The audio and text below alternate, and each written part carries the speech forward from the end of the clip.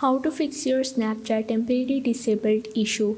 Hey guys, in this quick tutorial I'm going to show you that how you can fix your Snapchat temporarily disabled issue. So the steps are really easy and simple. So now let's get started.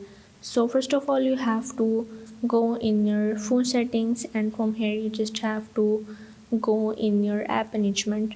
Now in the iPhone you have to go in the general setting, and from here you just have to click on the iPhone storage and you have to scroll down and you have to find out your Snapchat.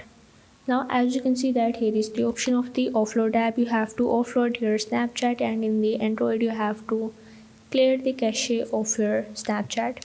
And after that you just have to go back and you have to go in your app store or the play store that you are using, and from here you have to search for your Snapchat.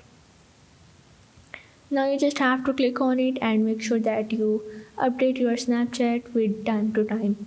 And after that you just have to go back and you have to reopen your Snapchat, and here you have to refresh it. And after that you are able to fix the Snapchat temporarily disabled issue. So if this video helped you out, make sure to like and subscribe the channel, and see you in the next video.